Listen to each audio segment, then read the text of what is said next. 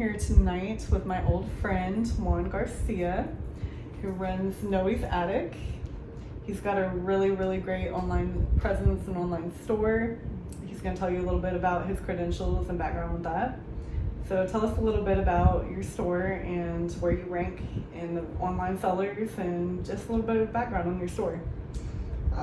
Well, it's Noe's Attic Online, and we have a presence larger on eBay, and we also have a presence on Etsy as well as on Mercari.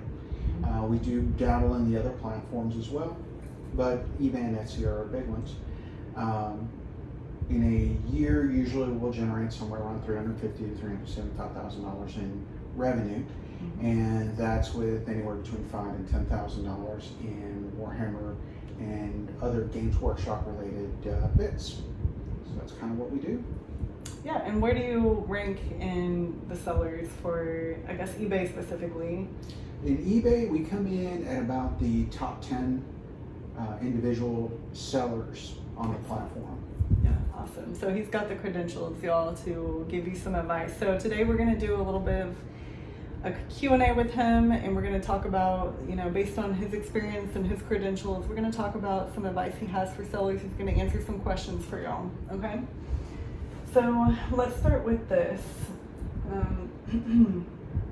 What got you started with online selling, and did it begin as a hobby or a side hustle for you? It's always been kind of a side hustle for us, and it really took off in the 2000 pandemic when we had to shift gears a little bit, and that's when we really just started looking for more product and trying to help people out with all the time they were spending at home. Right, yeah. Yeah, awesome. And when did you first realize online selling could be a real business? When did that really hit you?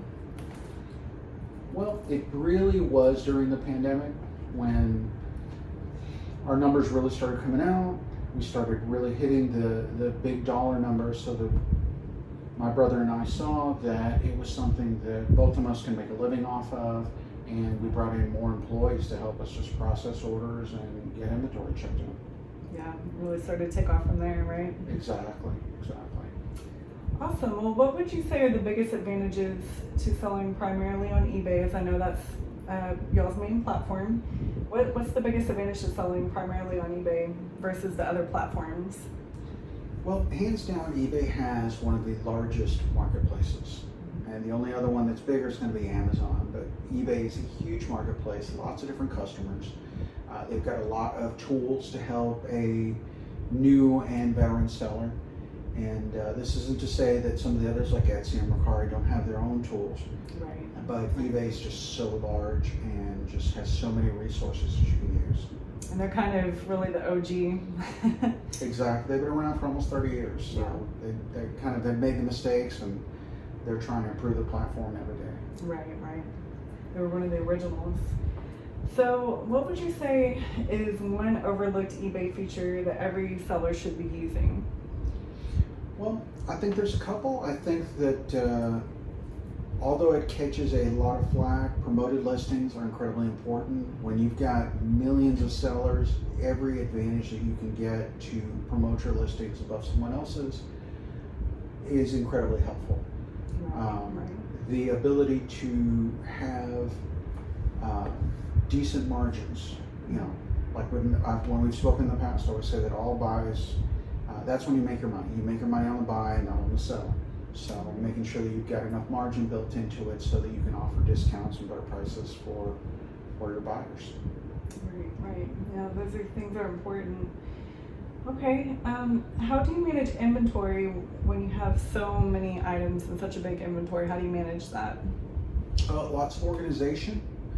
From go, we started making sure that we knew where every single individual item was, so making sure that we have a process in the warehouse in place where when inventory comes in, we know exactly where it's going to be as soon as it arrives. And then using List Perfectly, we're able to merge both inventories quite well, so that we know what's on Etsy, we know what's on eBay, and we know what's on both. Yeah, absolutely. Okay. Well, how do you spot a rare gem in a sea of average listings? Well, I think it comes down to really knowing who your customers are knowing what they like, what they're going to be looking for. And so whenever you're writing your titles, whenever you're writing your descriptions, you know, they should be able to see it like in the title, that this is something that's going to be useful for my project, for my particular conversion, and you need to know that before they do so that they can find it easier from you. It needs to be very searchable. Very searchable. Okay. Have you ever bought something you thought would sell fast, but it's set for ages, and what did you learn from that experience? I think that everybody can say that they have. I know that we've purchased some particular product lines or individual kits that just did not do very well for us. And what we learned was that essentially we need to make sure that we know how those kits are going to break down and how they're going to be useful to our buyers and our hobbyists before we actually even make the buys.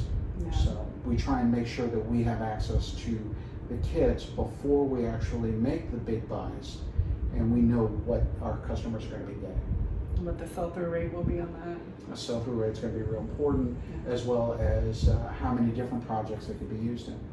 Right. Okay. Well, do you price competitively, or do you aim high and wait for the right buyer? What is your strategy? Well, sell-through is incredibly important. The more that people buy from your particular listings, the more that eBay is going to put them in front of everybody. That's just the way that it works. Etsy runs about the same way. So we try and price competitively while maintaining margins in there to make sure that we can restock properly and that we can allow for some discounting in there also whenever somebody makes big buys. Right. Okay, and how much do your product photos matter in your niche? Oh, I think they're incredibly important. Every hobbyist that comes to our website is going to be looking for particular items to complete their project. Yeah. So having a lot of photos, more than you think you need, is always going to be a huge resource to our buyers. They need to see the fronts, the backs, the sides, all that. Good quality photos make a difference. Exactly, 100%. Nothing blurry, good lighting, clean background. Yeah, my sellers will tell you that makes a difference. Yeah. I agree. Okay, do you write descriptions for collectors or for the algorithms? Which do you focus on more? I think every seller is going to do both. I think that the most important person is obviously going to be the person looking for your items. So you want to make sure that your descriptions are clean, that they're telling somebody what it is they're going to be buying, while at the same time making sure that some of those keywords are going to be in there, especially on Etsy. Etsy does much more searching in the description than eBay does, but at the same time, eBay, it comes down to the particular item specifics that are completed properly. Yeah, absolutely.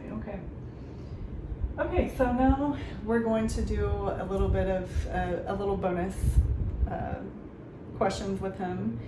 Okay, so what is one thing that made your business instantly better? One thing, I would have to say that it's definitely our use of social media. By getting out there, by making YouTube videos, by making a lot of Instagram posts, Reels, Shorts, TikToks, everything, it allows people to see what our products can be used in and really showing off the completed projects so that people can see if you've got components from these 5 different kits, you can build these things, or we have those different kits available so that people can build their own. So yeah, definitely leveraging social media to show people what they can do made our store instantly better. Yeah, a lot of business owners are telling me that social media is the future of running a business. Absolutely. Social media marketing is very key to a lot of businesses. I agree. Okay, well, one more question for Juan tonight. We're going to ask, what is the one tool or app you can't live without for selling online? This is a big plug for, I guess, List Perfectly. The ability to use that to maintain the inventory as well as be able to cross-list from eBay to Etsy and Etsy back to eBay has been just instrumental to making life a lot easier. Yeah. You can lose a lot of time in trying to, especially when you've got thousands of listings, trying to do that cross-listing and maintaining that inventory. So List Perfectly has been huge, and I would definitely recommend it. Yeah, as a small seller, I'm a small seller, and I'm always coming to him for advice. As a bigger seller, he's always telling me to get to the point where I can use a cross-posting tool, because it is very tedious. I will tell you from personal experience, I do 3 main ones. I do eBay, Poshmark, Mercari, and a little bit of others, but mostly those 3, and it is very tedious to have to cross list. So if you start to get bigger, definitely you need a cross listing tool. Yeah. Well, I appreciate your time tonight, and I appreciate you. He's an old friend of mine, so this is a wonderful, opportunity to have a little talk with him about business, and we love it. I want to thank you, your store, Noe's Attic, for doing this interview with me, and hopefully we'll have more collaborations like this in the future. And if anyone has any questions for us, maybe we can address those in a future interview. More than happy to. Absolutely. Yeah, thank you so much. Thank you.